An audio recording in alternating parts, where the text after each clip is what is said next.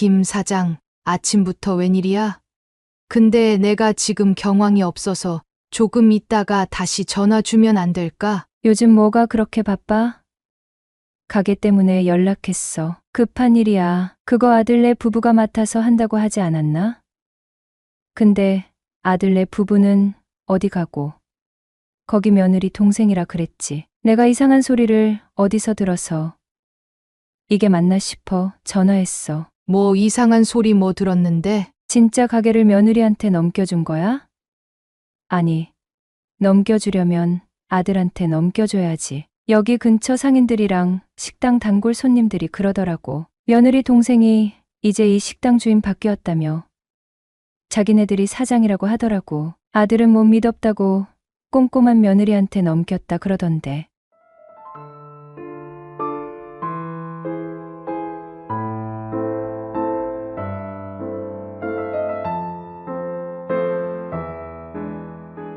사연을 듣고 난 후 각자의 의견을 댓글로 남겨주시기 바랍니다.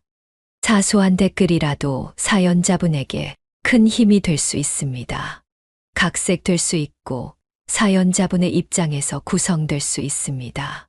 윤순민 여사는 시골에서 태어나 부모님의 보살핌 속에 자라났습니다.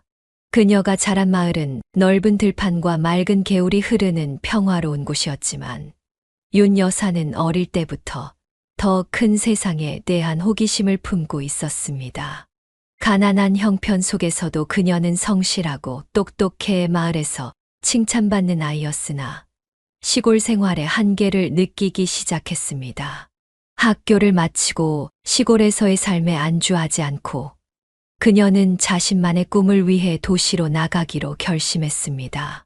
윤순민 여사가 처음 서울에 도착했을 때 도시의 번화함과 복잡함에 놀랐지만 두려워하지 않았습니다. 어린 나이였지만 그녀는 꿈을 이루겠다는 굳은 결심으로 고향을 떠난 것입니다. 도시 생활은 녹록지 않았습니다. 친척 집에 잠시 머물렀지만 오래 머물 수 없었고 금세 일을 구해 자립해야 했습니다. 그녀는 작은 공장의 사무보조로 시작했지만 그마저도 안정적이지 않았습니다. 그러나 윤 여사는 결코 좌절하지 않았고 자신이 하고 싶은 일과 미래를 그리며 하루하루를 살아갔습니다. 그러던 중 그녀는 우연히 한 남자를 만나게 되었습니다. 그 남자는 윤 여사보다 나이가 조금 더 많았고 도시에서 이미 자리를 잡고 있는 사람이었습니다.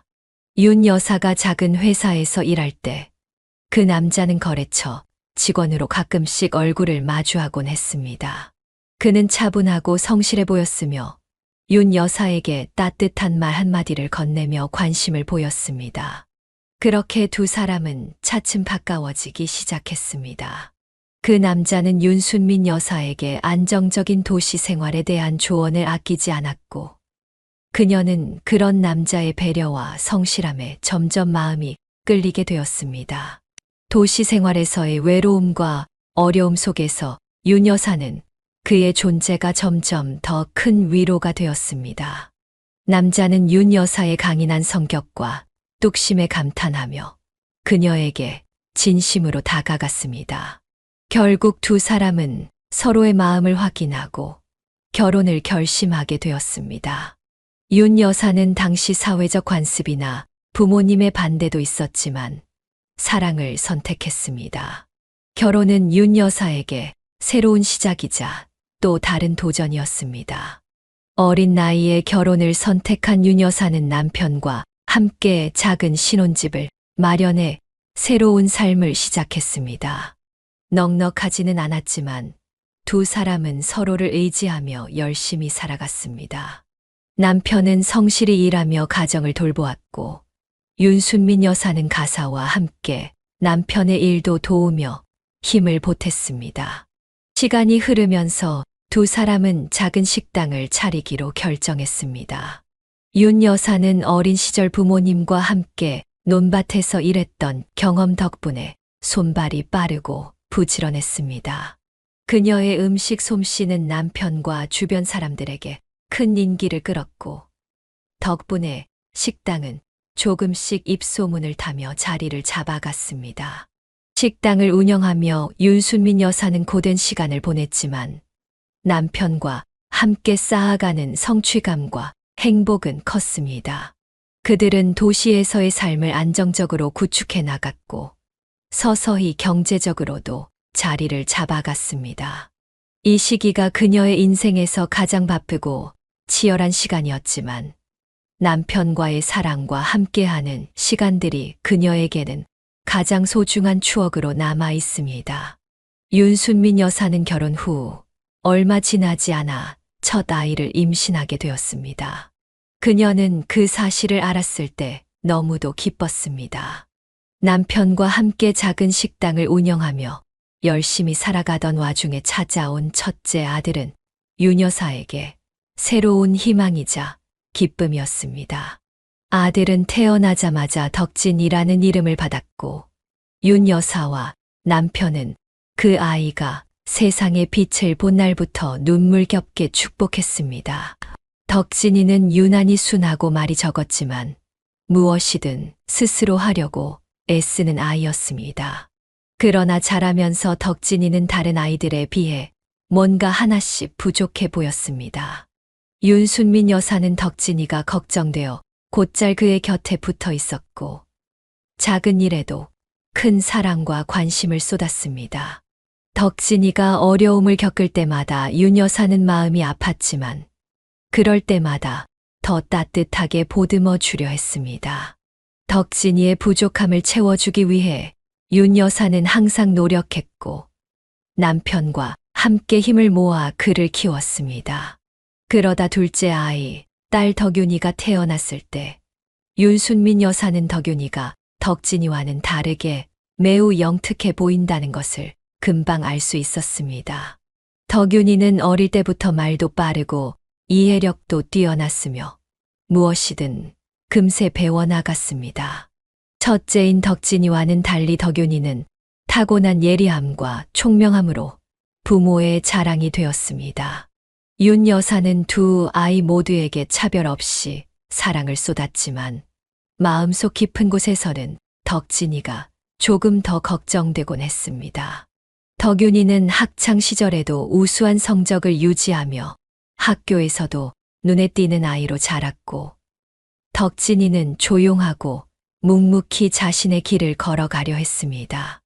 윤순민 여사는 이 차이를 느끼면서도 두 아이가 서로에게 의지하며 자라기를 바랐습니다. 그녀에게 덕진이와 덕윤이는 그저 다른 방식으로 소중한 존재들이었고 그녀는 그들이 어떤 모습을 보이든 항상 그들의 편에서 지켜보고 있었습니다. 윤순민 여사는 아무래도 첫째 아들 덕진이를 더 많이 챙기게 되었습니다. 장남이라는 책임감과 덕진이가 부족해 보이는 부분들에 대한 걱정 때문이었습니다. 덕진이가 세상을 살아가는 데 있어 좀 더 많은 지원과 관심이 필요하다고 느낀 그녀는 덕윤이보다 덕진이에게 더 많은 시간을 쏟았고 그의 작은 성취에도 큰 칭찬과 격려를 아끼지 않았습니다. 하지만 그 사실을 덕윤이도 알고 있었습니다. 덕윤이는 어릴 때부터 남다른 영특함을 지녔고 자신의 위치와 상황을 잘 이해하려 했습니다. 덕진이를 향한 어머니의 더 큰 관심과 애정을 보고도 덕윤이는 스스로 이해하려고 노력했습니다. 오빠가 더 필요하니까 라는 생각으로 마음을 다잡았지만 마음 한편에는 어쩔 수 없는 서운함이 자리하고 있었습니다. 덕윤이는 겉으로는 아무렇지 않은 척했지만 가끔씩 서운한 모습을 내비치곤 했습니다. 오빠와 자신을 대하는 어머니의 차이가 분명해 보일 때 덕윤이의 마음속에서는 복잡한 감정이 교차했습니다. 어머니의 마음을 이해하려고 노력했지만 그럼에도 자신이 조금 덜 사랑받는다는 느낌이 가슴 한켠을 아프게 했습니다. 그럴 때면 덕윤이는 조용히 혼자 시간을 보내곤 했습니다. 윤순민 여사는 덕윤이의 그런 서운함을 눈치채지 못한 것은 아니었습니다. 하지만 그녀는 덕진이가 더 약하다고 생각했기에 덕윤이의 서운함을 충분히 보듬어주지 못했습니다. 윤 여사에게는 두 아이 모두가 소중했지만 덕진이를 향한 걱정이 그녀의 판단을 흐리게 했던 것입니다. 그래도 가족들은 서로에 대한 믿음으로 똘똘 뭉쳤습니다. 시간이 흐르면서 아이들은 모두 성인이 되었습니다. 덕진은 결혼을 하여 아이도 있었지만 덕윤이는 아직 결혼을 하지 않았습니다. 그날은 그녀는 자식들에게 연락해 집에 들르라고 이야기를 해둔 상태였습니다. 그날은 온종일 그녀는 뒤숭숭한 기분이었습니다. 엄마, 무슨 일이길래 우리 둘 다 오라고 부른 거야? 오늘은 가게도 일찍 닫았네. 가게는 직원들이 보고 있고 내가 너희한테 할 말이 있어서 오라고 불렀어. 너 이번에 네 동생 소개시켜준 일자리도 그만뒀다며? 곳에 그걸 엄마한테 쪼르래 이른 거야? 걔는 내가 말하려고 했는데 하여튼 걔는 입이 문제라니까. 네 동생 입이 문제가 아니라 네가 문제라는 생각은 안 해봤니? 네 밑으로 애만 둘인데 그렇게 직장을 잡고 그만두면 어떻게 하니? 내가 다 알아서 할 거야. 잔소리 하려고 지금 나 부른 거야? 그런 소리 할 거면 나 그냥 갈래. 아이들의 아빠가 되었어도 여전히 철딱서니가 없는 아들의 툴툴거림에 옆에 있던 며느리가 다급하게 그녀에게 말했습니다. 사실 어머니, 저희 진짜 힘들어요. 애들 아빠는 자꾸 일을 그만두고 저도 애가 둘이라 일하는 게 쉽지 않고요. 그렇게 힘들면 나한테 진작 말했어야지. 나도 처음부터 생각은 해뒀던 건데 덕진아, 너 내일부터 우리 식당으로 출근해라. 뭐라고 엄마? 그럼 우리한테 가게 물려주는 거야?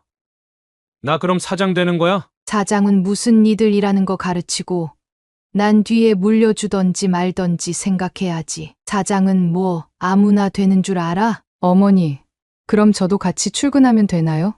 저는 카운터 보면 될까요? 아직 애들이 4살, 5살 아니야. 너는 집에서 살림하고 애 보기에도 힘들 텐데 여기 나와서 일을 하겠다고? 저도 어머니 식당에서 아르바이트 했었잖아요. 그때 카운터도 다 보고 해서 잘할 수 있고요. 애들 어린이집에 보내고 낮에 파트타임으로 하면 되죠. 그래. 내가 당신한테 한눈에 반한 게 엄마 식당이었잖아. 그때 당신 참 예뻤는데 생각해보니 그렇네. 진작에 엄마 가게 나가서 일 좀 하지 그랬어. 그때랑 지금이랑 같아? 그때는 나는 한낮 아르바이트 했지만 지금은 사장님 며느리잖아. 내가 어떻게 직원들하고 똑같이 일하겠어. 하지만 카운터 정도는 내가 볼 수 있을 것 같아. 예, 그게 무슨 소리냐? 나도 나가서 직원들이랑 똑같이 일한다. 계산하는 사람, 서빙하는 사람 따로 있는 게 아니라 다 같이 하는 거야. 어머니, 제 말은 그게 아니라요. 어머니 가게 직원들이 자꾸 예전 제 아르바이트 시절 생각해서 무시하는 것 같아서 그래요. 아들과 똑같이 철딱서니 없는 며느리의 뾰로퉁한 말에 그녀가 잠시 할 말을 잃은 사이 눈치 없는 아들이 며느리에게 말했습니다. 나 그때 당신 공무원 시험 준비한다고 진짜 부지런하게 사는 모습에 반했던 건데 지금 이렇게 될 줄 몰랐네. 공무원 시험 얘기는 왜 또 꺼내고 그래? 내가 그때 아이만 안 생겼어도 충분히 붙을 수 있었다고. 아이 핑계를 왜 대? 그때 나랑 논다고 공부고 나발이고 아무것도 안 한 사람이 누군데? 내가 그만하라고 했지. 어머님 앞이라고 또 사람 속을 뒤집어 놓네. 내가 애 낳고 여행 한 번도 못 가보고 우리 신혼여행도 못 갔잖아. 여기서 그것까지 이야기 다 해볼까? 내가 말 안 하고 참고 사는 게 얼마나 많은데. 네가 참으면 뭐 얼마나 참고 산다 그러냐? 나도 너만 아니었으면 좋은데 취직해서 더 잘 살고 있을 거야. 그리고 신혼여행 우리 엄마가 보내준다고 했는데 입덧 심해서 못 간 건 너잖아. 너만 할 말 많은 줄 알아? 아들 부부가 걱정돼서 부른 자리인데 되려 그녀 앞에서 둘이 싸우는 모습을 보니 한숨이 저절로 나왔습니다. 당최 그녀를 뭐라고 생각하는 건지 아들이나 며느리나 참 똑같았습니다. 덕진이, 너는 네 아내한테 하는 말버릇이 그게 뭐야? 서로 사랑해서 애가 생겼고 그래서 결혼한 건데 지금 서로를 탓할 때니? 너희 부부에게는 책임지고 지켜야 할 아이가 둘이야. 그 아이들을 어떻게 잘 키워갈지 고민하고 헤쳐나가야 되는데 이렇게 엄마 앞에서 싸우고 있을 거야? 됐어, 그건 그렇고 나도 출근하고 애들 엄마도 다 출근해. 내일부터 하면 되는 거 맞지? 그래, 윤진이 너도 애들 어린이집 보내놓고 파트타임으로 일 한번 해봐라. 그리고 너희가 내 식당을 물려받을 거면 주방부터 시작해서 제대로 배워야 된다. 식당 주인이 하나부터 열까지 모든 걸 다 알아야 되고 제일 열심히 해야 되는 거야. 손님들은 이미 가게에 차고 넘치는데 여기서 뭘 더 열심히 해야 돼? 네 아빠랑 내가 땡전 한 푼 없이 지푸라기 잡는 심정으로 작은 식당부터 시작해서 이렇게까지 키워놓은 거야. 그런 우리의 노력에 보답하든 너희도 무럭무럭 자라나 준 거고 그 덕분에 30년 동안 식당 하면서 너희도 키워낸 거야. 그러니 우리가 열심히 해서 이렇게 일군 만큼 너희도 열심히 해야 돼. 그럴 각오 없으면 물려받을 생각도 하지 말어. 그럼 어머니, 직원 뽑아주시는 김에 한 가지 더 부탁이 있는데요. 혹시 일자리 하나 더 가능한가 해서요. 뭐, 누구 더 데려올 사람이라도 있어? 누군데 이렇게까지 부탁하는 거야? 그게 사실 제 동생이 지금 집에서 놀고 있거든요. 사돈 총각은 지금 만나는 여자친구를 임신시켜 놓고는 아무런 대책도 안 세우고 태평하게 놀고 있더라고 했습니다. 사돈 총각 말하는 거냐? 사돈 총각 여자친구가 임신을 했단 말이야? 작년에 제대했다고 들었는데 아직 취직을 못한 거야? 애가 생기면 돈 들어갈 때도 천진데 어쩌려고 그러니? 그래서 어머니한테 이렇게 부탁드려보는 거예요. 저희 부모님도 그래서 걱정이 이만저만이 아니시거든요. 사돈이 참 걱정이 많으시겠구나. 딸도 아니고 아들이니 더욱 그러겠지. 나도 덕진이랑 너랑 애 가졌다고 할 때 어찌나 앞이 캄캄하던지. 사돈 총각네 여자친구 쪽에서는 별말 없으시니? 안 그래도 아무것도 가진 것이 없는 놈이랑 애부터 가졌다고 부모님 찾아와서 난리가 났었어요. 저희 부모님도 기초수급자의 임대 아파트 사시는 분이라 상황 보시고는 절대 이 결혼 안 된다고 반대하시는 통에 지금 당장 급한 대로 원룸 하나 얻어서 옳게 될 사람이랑 같이 지내고 있는데 배는 불러오고 답은 안 나오는 상황이에요. 나도 딸 가진 입장에서 그게 얼마나 황당하고 답답한 일이겠니. 나도 윤진이 네가 우리 첫째 손주 지호를 가졌을 때 사돈네가 우리 식당에 찾아와서 역정 내시던 게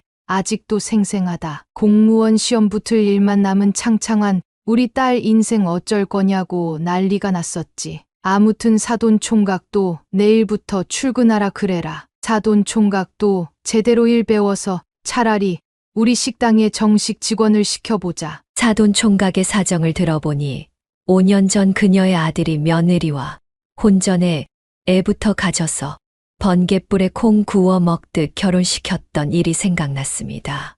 그녀는 없는 살림에 어떻게든 살아가 보겠다고 작은 식당 하나 차려서 남편과 정말 열심히 일하며 아이들을 키웠습니다. 일하느라 자식들에게 변변찮은 추억 하나 제대로 못 만들어주고 옆에 못 있어 줬던 게 항상 미안했습니다. 아들이 한창 취업으로 힘들어할 때 식당에서 일을 시켰는데 그때 가게에서 아르바이트로 일하던 며느리와 눈이 맞았더라고 했습니다. 아들도 며느리도 아무 준비가 되지 않은 상태에서 아이부터 생긴 거였고 남의 집 귀한 딸 임신부터 덜컥 시켜버린 아들을 가진 부모로서 준비해 둔 게 없는 아들 대신 그녀가 전적으로 모두 지원해 줬습니다. 사돈 총각까지 내일부터 출근하라고 했다는 그녀의 말에 딸의 반응은 좋지 않았습니다. 무슨 사돈 총각까지 취직을 시켰어? 아무리 생각해도 이해가 안 돼. 아니 왜 다들 능력도 없으면서 애부터 덜컥 만드냐고? 세상 만사가 순리대로 흘러가면 얼마나 좋겠니. 살다 보면 내가 계획하지 않은 일들이 찾아올 때가 있어. 너희 아빠처럼 말이야. 조심하지도 못하고 혼전 임신한 거랑 우리 아빠가 어떻게 같은 상황이야? 아빠는 예기치 못하게 온 병이었잖아. 이미 알았을 때는 손도 쓸 수 없었고 폐를 비롯해 암세포가 온몸 구석구석 퍼졌을 때고 우리 아빠 그래도 그렇게 아파하면서도 첫째, 손주 보고 엄청 좋아했었는데 애들 재롱 좀 더 보다 가시지. 그러게 말이다. 뭐가 그리 급해서 손주들 재롱도 못 보고 서둘러 갔나 몰라. 그러고 보니 네 아빠 기일도 다가오네. 내가 왜 이렇게 요즘 울적한가 했더니 아빠 기일이네. 이번에도 새언니 아빠 제사에 참석 안 하려고 하려나? 제사 음식하는 것도 아니고 절에 모시는 거라 그냥 참석해서 절만 좀 하면 되는데 그게 뭐가 어려워서 매번 빠져. 그때마다 사정이 있었잖니. 네 아버지 길은 우리만 가면 되지 뭐. 나도 신우짓 한다. 그럴까봐 최대한 없는 사람처럼 살곤 있지만 새언니 정말 서운할 때가 많아. 나는 새언니 생일에 백화점 상품권 20만 원씩 매번 오빠 통해서 챙겨주고 조카들 장난감이나 용돈도 엄마 통해서 주라고 하잖아. 따로 연락도 안 하고 조심하는데 적어도 고맙단 말이라도 직접 해야 되는 거 아니야? 고맙단 말도 어쩜 오빠네 엄마 통해서 전해달라 그래. 아직 어리니까 언젠가는 하겠지. 그렇게 생각해야 마음이 편해. 그래 뭐 나한텐 그렇다 치자. 근데 엄마 생신은 왜 안 챙기는 거야? 엄마 생신 때 밥 한 번 사준 적 있길래? 용돈 한 번 줘봤어? 선물 같은 것도 챙길 생각 안 하고 그저 엄마 생신에 밥만 얻어먹고 홀랑 가기 바쁘잖아. 시어머니 생일이라고 참석해서 밥 같이 먹어주면 됐지. 일일이 서운한 거 하나부터 열까지 생각하면 한도 끝도 없는 게 사람 마음이야. 손주들 태어났다고 축하금에 며느리 고생했다고 위로금에 며느리 생일에는 매번 금부치 선물도 해주고 손주들 생일 때마다 통장으로 돈 넣어주고 세상에 이런 시어머니가 어딨냐고. 게다가 절에서 제사 지내니 제사가 있어 뭐가 있어. 아무리 나이가 어리다 해도 이건 인성이 문제라니까. 네 오빠조차도 엄마 안 챙기는데 며느리라고 뭐 다를까? 뭐라 하려면 네 오빠 보고 해야지. 네 새언니 욕할 게 아니라. 그리고 지금 네 오빠는 본인 가정 챙기기에도 정신없어. 아들 낳아봐야 소용없다는 말 이제 좀 알겠지? 나 같은 딸도 없어. 돈 잘 벌지. 엄마랑 친구같이 잘 지내지. 고모 역할 잘하지. 이렇게 엄마 앞에서만 새언니 욕하고 새언니 앞에선 티 안 내고 신우짓도 안 하지. 우리 엄마는 나라도 없었으면 어쩌려고 그랬어. 그러게 말이다. 역시나 우리 딸이 나한테는 최고다. 너라도 있어서 그나마 엄마가 숨 쉴 구멍이 생기네. 그녀는 딸이 알아서 잘 커준 것이 정말 다행이고 고맙다고 생각했습니다. 딸 말대로 어버이날이나 명절, 생신 등등 용돈이나 선물 한 번 받아본 적이 없었고 하다못해 그 흔한 밥 한 번 얻어먹어 본 적도 없었습니다. 주변에서는 어떤 며느리는 뭘 해줬다더라 하는 자랑을 듣기도 했습니다만 그녀는 아들이랑 며느리가 잘 살아주기만 해도 그것이 효부라고 생각하며 살았습니다. 꼭 무엇을 해줘야만 효부일까? 라는 생각이었습니다. 손주들 둘 다 주고 어떻게든 잘 살아가 주는 그 자체가 고마웠습니다. 아이 돌보느라 정신없고 빠듯할 테니 언젠가는 나중에라도 밥 한 번 얻어먹겠지. 카네이션 한 송이 받아보겠지. 라고 막연히 생각만 했습니다. 아들 부부와 사돈 총각이 식당으로 출근한 날, 그녀는 식당 주방의 총각 역할을 맡은 주방 이모를 소개시켰습니다. 여기는 우리 식당에서만 10년 넘게 일하신 주방 이모님이시고 우리 식당 주방에 대해 모르는 게 없는 베테랑이셔. 윤진이, 너도 아르바이트 하면서 이모님 얼굴 봤으니 익숙할 거고 주방 이모가 오늘부터 하나부터 10까지 샅샅이 가르쳐 줄 테니 열심히 보고 듣고 배워서 익히도록 해라. 윤진아, 너무 오랜만이다. 애들은 잘 크고 있지? 저번에 한번 보고는 못 봤네. 몇 년 전에 아르바이트 하러 왔을 때만 해도 덕진이랑 이렇게 잘 될 거라 생각도 못 했는데. 사람 인생 한치 앞을 모른다니까. 네, 이모. 저도 이렇게 큰 식당의 며느리가 될 줄 몰랐어요. 저도 이제 이 식당의 며느리이자 어머님 다음으로 서열이 높으니 제가 주인이라는 마음으로 열심히 배우도록 할게요. 윤진아, 여기 서열은 누가 얼마나 일을 오래 했냐에 따라 달라지는 거야. 너희가 우리 가게에서 아르바이트를 하긴 했지만 직장으로 치면 이 식당이 완전 신입인 셈이니 뭐든지 배우겠다는 마음으로 해라. 우리 윤진이가 여기 식당 며느리 됐다고 안주인 노릇해보고 싶었나 보네. 평소에도 인품이 좋던 주방 이모가 호탕하게 웃으며 말했습니다. 며느리는 멋쩍은 듯 웃으며 먼 산만 바라봤습니다. 그녀는 첫날부터 불안했지만 며느리가 의외로 꽤 열심히 배웠습니다. 그녀도 언제부턴가 허리 디스크가 생겨 병원에서도 더 이상 무리하다가는 허리 수술을 해야 한다는 경고를 들었기에 병원 다니며 허리 치료도 받아야 했습니다. 1년이 다 되어 가는 시간 동안 며느리가 꽤 열심히 일을 배우는 모습을 보며 그녀는 가게를 어느 정도 맡겨도 될 것 같다는 생각이 들었습니다. 그래서 아들 부부를 불러 다시 이야기를 했습니다. 얼마 못하고 나가 떨어질 줄 알았는데 의외로 열심히 하는 모습을 보고 엄마도 생각을 해봤다. 무슨 생각? 설마 나 가게 완전히 물려줄 거야? 나 사장님 진짜 되는 거야? 그건 아니고 일단 전적으로 네가 맡아서 한번 해보되 전체 매출의 30%는 엄마한테 줘야 돼. 일단 그 후에 더 지켜보고 아예 명의 변경까지 해줄지 말지는 그때 생각해 볼게. 그럼 매출의 70%를 우리가 가져도 된다는 거지? 정말이지?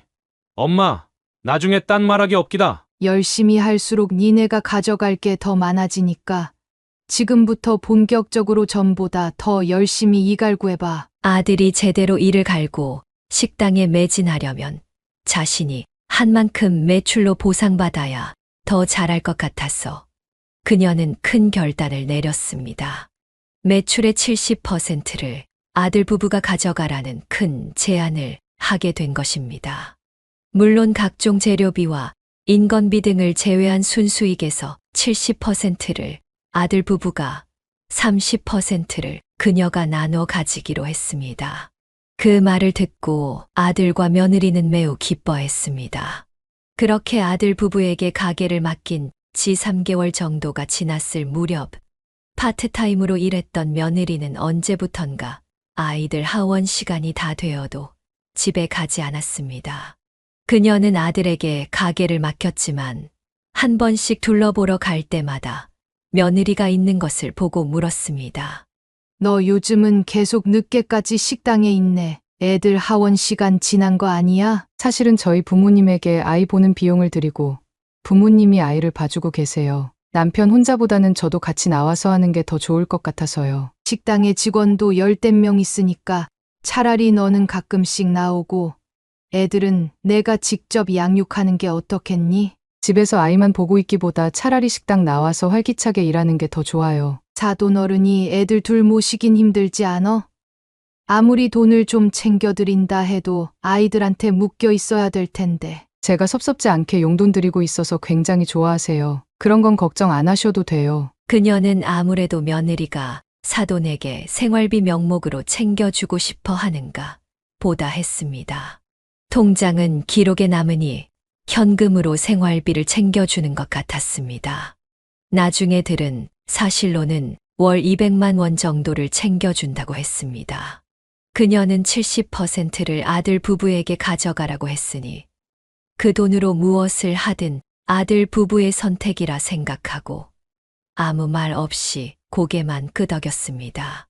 그녀는 아들이 사고를 친 것에 대한 미안함이 있었기 때문에 며느리에게 항상 미안한 마음을 가지고 있었습니다.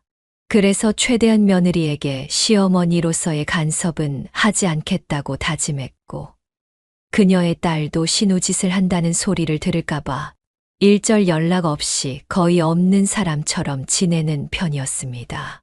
며느리의 의견을 존중하려고 노력하면서 말입니다. 딸이 가까운 곳에 집을 얻어 살긴 했지만 거의 매일 저녁을 먹으러 와서 그녀와 이야기를 나누곤 했습니다. 그런데 그날은 딸의 표정이 좋지 않았습니다. 너 뭘 그렇게 유심히 보길래 입이 삐쭉 나와서 불만 가득한 표정을 짓고 있어? 엄마, SNS 알아? 들어는 봤을 거 아니야. 왜? 엄마 식당도 유명한 인플루언서들이 방문해서 우리 식당 후기도 올라오고 그러잖아. 그래, 뭐라도 하면서 후기 남겨주겠다고 하는 사람들 몇 명 있긴 했는데 엄마는 돈 받고 그런 후기 남겨달라고 안 해. 알아서 다 찾아오는데 어중이 떠중이 손님들 받아서 뭐 하려고? 아무튼 거기에 자기 일상을 가볍게 올리는 건데 내가 조카가 어떻게 지내는지 너무 궁금해서 계정 하나 만들어서 한 번씩 몰래 구경하거든. 그렇게 숨어서 보지 말고 당당하게 너라고 밝히고 보면 되지. 고모가 왜 조카들 지내는 걸 당당히 못 봐? 그러면 내 눈치 보여서 뭐 제대로 올리겠어? 어차피 새언니는 팔로워 수도 많아서 내가 자기 스토리 보고 있는지도 모를걸?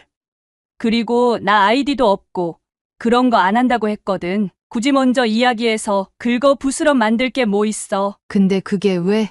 거기 들어간 김에 우리 손주들 사진이나 좀 보자. 거기에 사진도 올리고 막 그러냐? 사진도 올리고 동영상도 올리고 자기 일상을 다른 사람들이랑 공유하는 거야. 조카들 사진도 많이 올라오더라. 근데 새언니 말이야. 자기 가족들이랑은 맛있는 거 엄청 많이 먹으러 가네. 딸은 조카가 나온 사진이라며 게시글 속 사진들을 보여줬습니다. 사진 속에는 아들 부부가 장모님과 장인어른을 모시고 여러 군데를 다녀온 모습이 많이 담겨 있었습니다. 도통 손주들이 뭐하고 사는지 말을 안 해주니 몰랐는데 우리 강아지들이 이렇게 지내는구나. 엄마, 조카들 안 본 지 2달 넘어가잖아. 그것도 자기네들 결혼기념일이라고 엄마한테 조카 맡기고 어디 여행 간다고 그랬지? 그래서 엄마가 애들 봐준다고 본 게 다잖아. 나보다 엄마가 애들 더 보고 싶겠다. 고모인 나도 조카가 보고 싶은데 엄마는 오죽하겠어. 그래도 결혼기념일이라는데 지들 데이트하게 애들 봐줘야지. 그런 데이트하는 재미로 또 알콩달콩 살아가는 거 아니겠니? 게시글 볼 때마다 완전 꼴불견이야. 정말 자기 부모님 모시고 소고기도 먹으러 가고 바다도 보러 가고 그 뭐냐?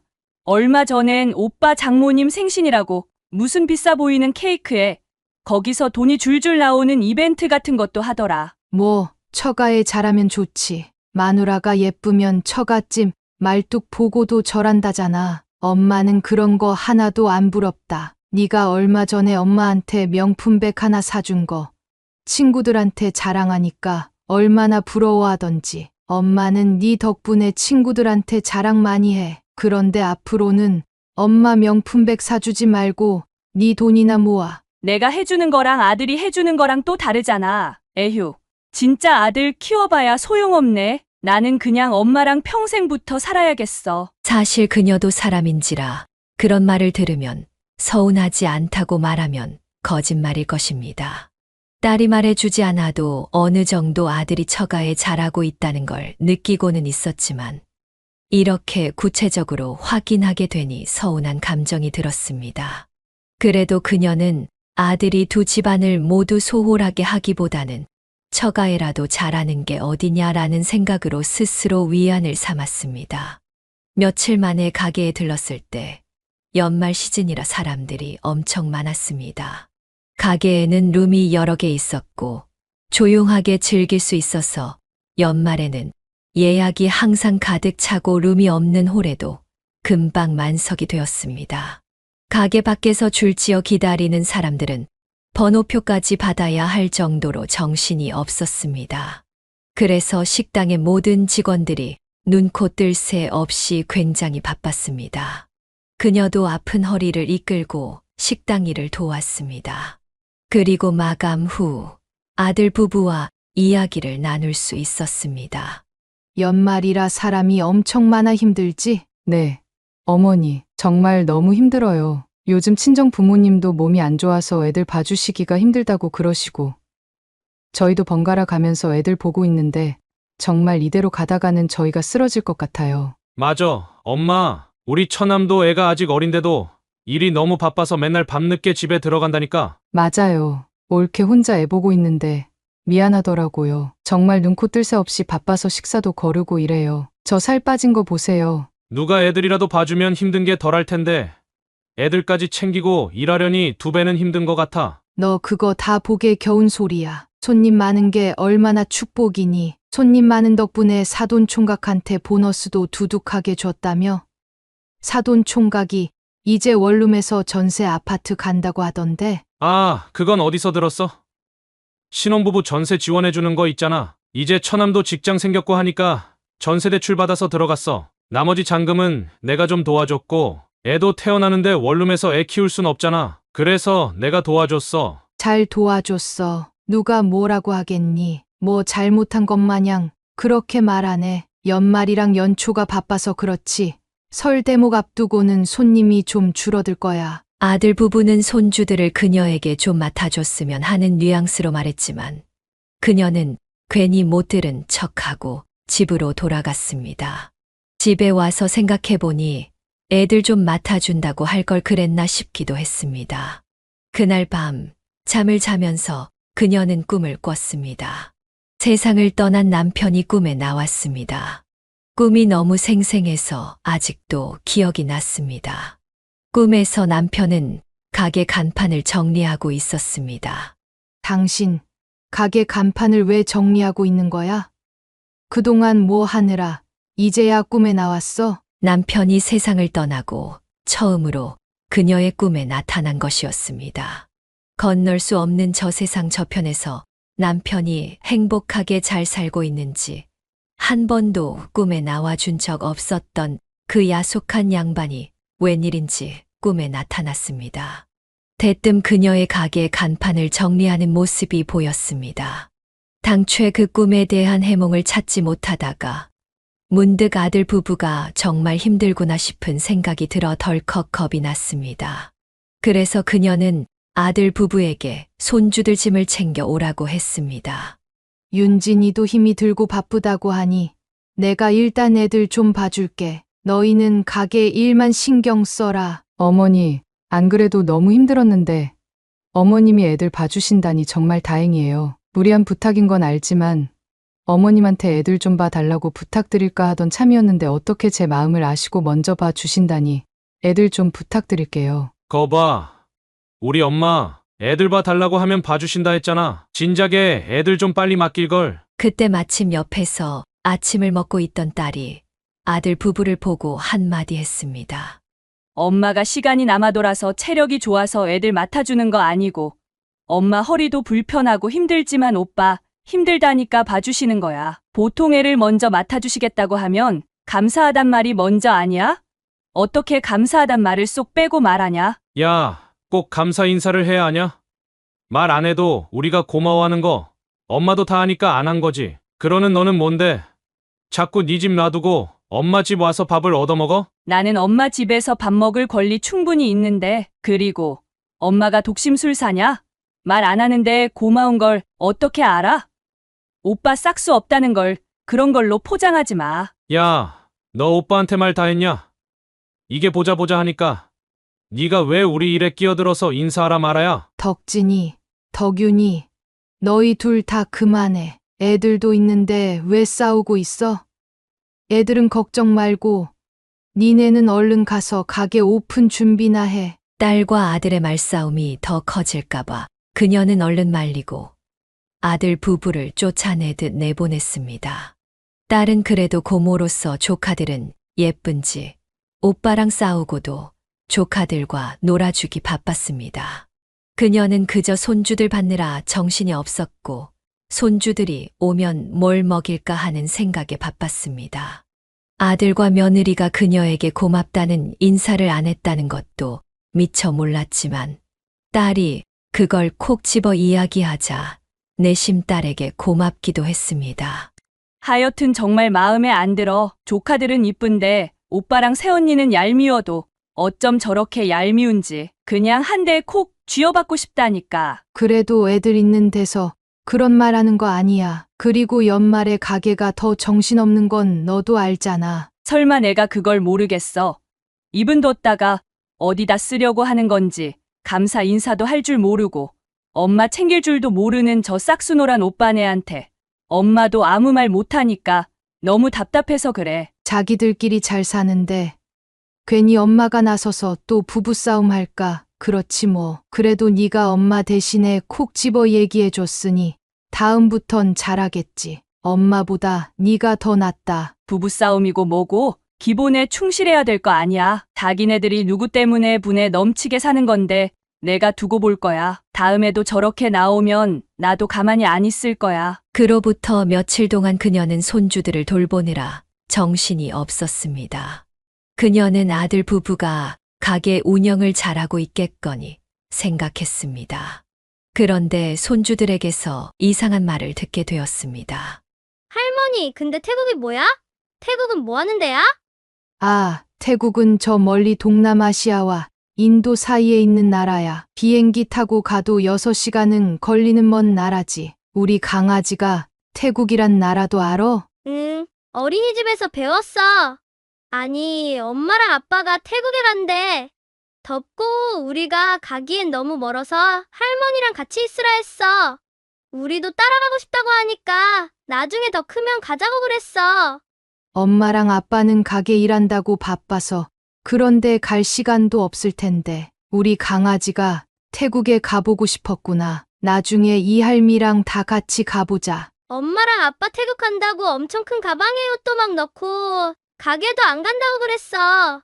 어린 손주들이 꽤 구체적으로 말을 하자 윤 여사는 설마 했습니다.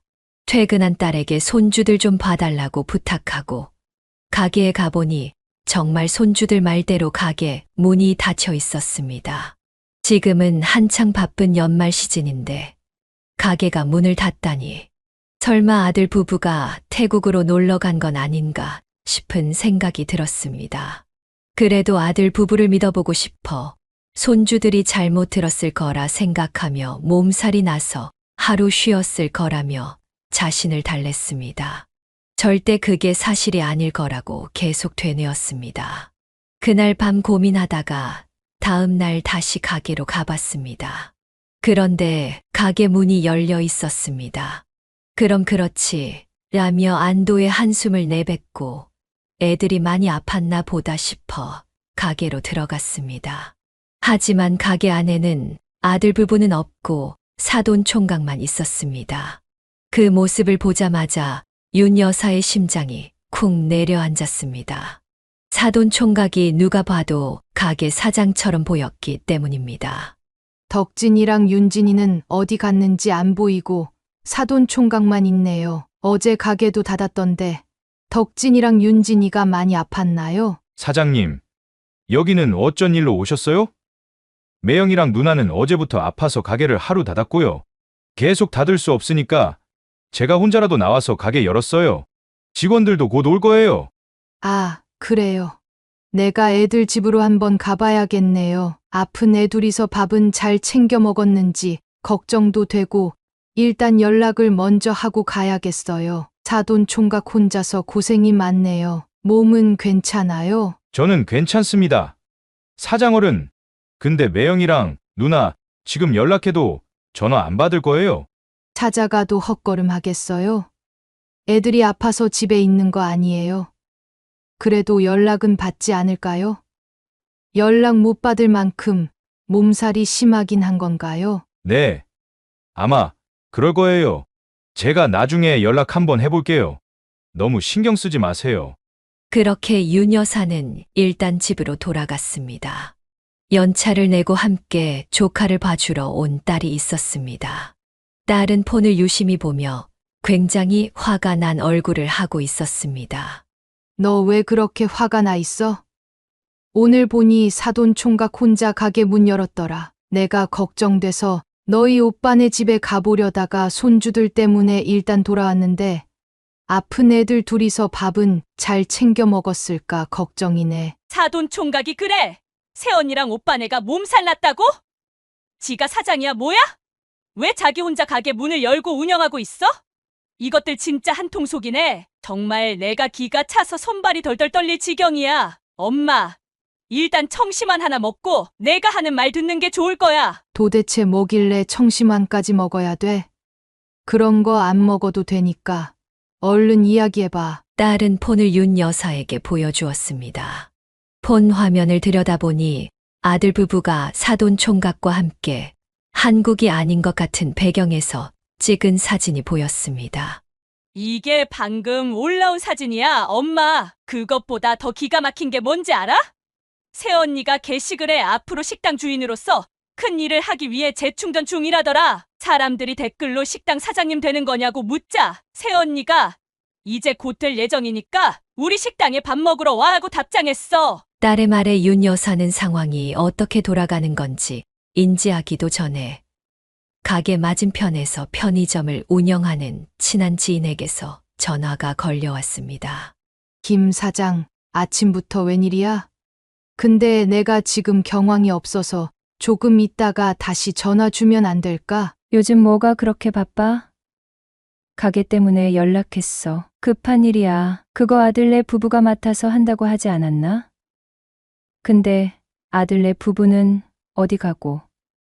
거기 며느리 동생이라 그랬지. 내가 이상한 소리를 어디서 들어서 이게 맞나 싶어 전화했어. 뭐 이상한 소리 뭐 들었는데? 진짜 가게를 며느리한테 넘겨준 거야? 아니, 넘겨주려면 아들한테 넘겨줘야지. 여기 근처 상인들이랑 식당 단골 손님들이 그러더라고. 며느리 동생이 이제 이 식당 주인 바뀌었다며. 자기네들이 사장이라고 하더라고. 아들은 못 믿었다고 꼼꼼한 며느리한테 넘겼다 그러던데. 내가 넘겨준 적이 없는데 무슨 소리를 하는지 모르겠네. 김 사장, 내가 나중에 다시 전화 줄 테니까 일단 전화 좀 끊어봐. 수화기 너머로 들리는 소리가 워낙 커서 옆에 있던 딸도 같이 듣고 있었습니다. 딸은 펄쩍 뛰며 당장 가게로 가자고 난리를 쳤습니다. 그러니까 상황 정리하자면 가게는 다 내팽개치고 처가 식구들이랑 다 같이 태국으로 해외여행을 간 거고 손님들이랑 주변 사람들에게는 이미 식당이 자기 것인 것처럼 행세를 했다는 거지? 새언니가 엄마 식당 뺏으려고 큰 그림 그리고 있던 거 아니야. 사돈 총각도 그렇고. 덕윤이, 네 말이 맞다. 이것들이 엄마를 아주 우습게 알고 있네. 네 아버지가 꿈에 괜히 나온 게 아니었어. 이 엄마가 얼마나 답답했으면 생전 꿈에도 안 나오던 양반이 가게 간판을 내려버리겠어. 모든 게 내 탓이니 다시 되돌려놔야지. 그녀는 그 길로 부동산 사장에게 전화를 걸어 가게를 내놓았습니다. 나이가 있으니 아들에게 식당을 물려줄 생각이었지만 아들 부부가 하는 짓이 너무 괘씸해서 그 생각이 싹 사라졌습니다. 그리고 아들에게 전화를 걸어 물었습니다. 사돈 총각 말로는 너희가 아프다고 하던데 그 아픈 몸으로 비행기까지 타고 가서 잘도 놀고 있더구나. 무슨 소리야? 우리 이제껏 아파서 골골거리고 있었어. 우리가 가긴 어딜 갔다 그래? 이 바쁜 연말에 힘들다고 난리를 쳐서 손주들 봐줬더니 가게 문도 닫고 간 곳이 해외여행이었어. 엄마도 다 알고 하는 말이야. 놀러 다닐 줄 알았으면 손주들 봐준다는 소리도 안 했어. 아이, 그래 해외여행 좀 왔다. 장인어른, 장모님 그동안 우리 애들 봐주느라 놀러도 제대로 못 가셨고 윤진이도 신혼여행 한번 제대로 못 갔잖아. 이번에야 처음으로 휴식 개념으로 온 거야. 엄마 속이고 해외여행 가는 기분은 어때? 엄마가 말하면 너희 부담될 것 같아서 그동안 말은 안 했다만 너는 엄마 챙겨준 적 있냐? 처가는 그렇게 잘 챙기면서 이 엄마 생일에 그 흔한 밥 한 번 사준 적이 있냐? 엄마는 어차피 돈도 많으니까 선물이나 용돈 같은 건 의미 없다고 생각했어. 엄마는 알아서 스스로 잘 챙기잖아. 우리가 엄마 용돈 주고 밥 사줘봤자 그 돈도 식당 매출에서 나오는 걸로 하는 건데. 그러냐? 그래.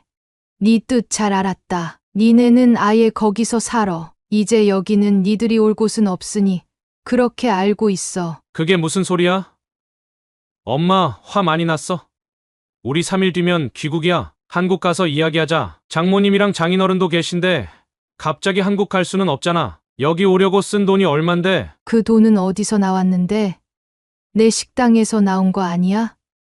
나도 이제 그만하련다. 사람 간의 기본은 기브앤테이크야. 아무리 부모 자식 간이라도 상대방한테 계속 받기만 하면 그 관계는 뒤틀려져. 윤진이한테도 전해라. 가게 사장 될 거란 야망은 접어두라고. 윤 여사는 더 이상 아들의 변명을 들을 필요가 없다고 생각했습니다.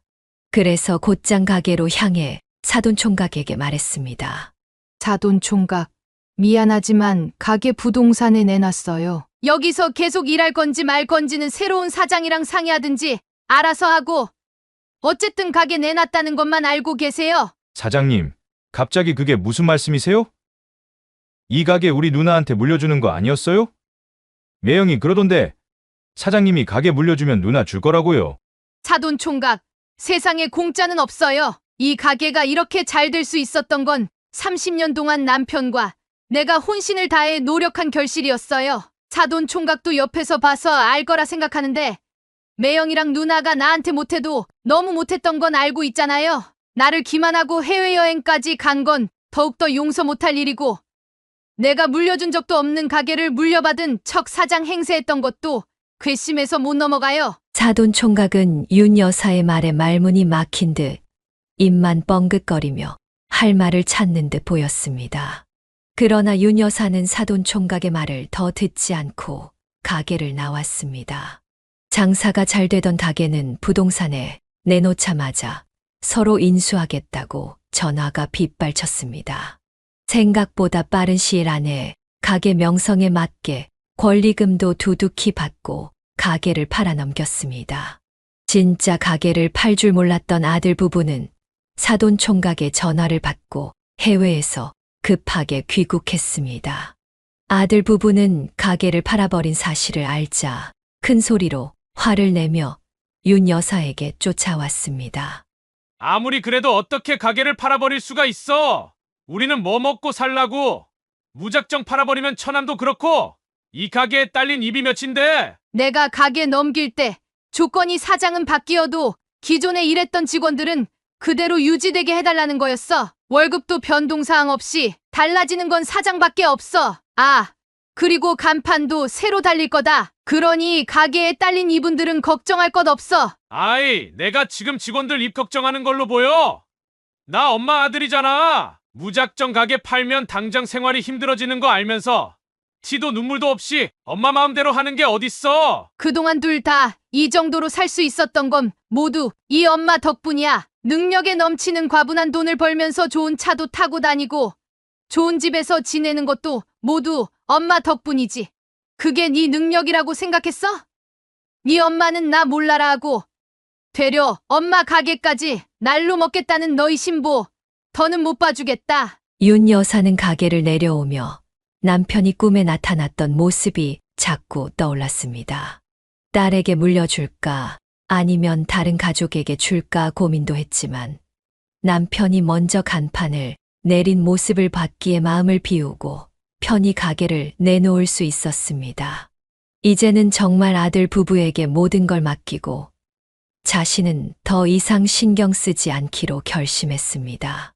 그 뒤로도 아들 부부는 울고불고 난리를 쳤지만 윤 여사는 시종일관 모른 척했습니다. 모든 걸 끊어버리니 발등에 불이 떨어진 아들은 남의 식당에 들어가 처음부터 차근차근 배우기 시작했고 손주들은 며느리가 키우고 있었습니다. 사돈 총각도 다른 곳에서 취직해 잘 지내고 있다는 소식을 들었습니다. 아들 부부는 윤 여사가 가지고 있는 재산 때문인지 그 뒤로는 어버이날부터 모든 기념일에 신경 써서 챙겨주기 시작했습니다. 하지만 윤 여사는 결코 자신이 살아있는 동안 재산을 먼저 나눠줄 생각이 없었습니다. 그녀는 자식도 소중하지만 본인이 살아있는 한 자신이 더 소중한 것을 깨달았습니다. 그리고 본인한테 뭐라도 있어야 자식들이 눈치를 보면서라도 잘할 거라는 것도 배웠습니다. 이제 윤 여사는 당당하게 자식들에게 대접받고 자신의 권리를 되찾으며 살아가고 있었습니다. 무엇보다 윤 여사는 건강이 최고라고 생각했습니다. 여기까지가 윤순미 여사의 사연입니다. 확실하게 복수해준 여사님이 멋집니다. 사연을 듣고 댓글을 남겨주시기 바랍니다. 사소한 의견일지라도 사연자분에게는 큰 힘이 됩니다. 노골적인 악성 댓글은 사연자분에게 상처가 될 수 있으니 삼가주시기 바랍니다.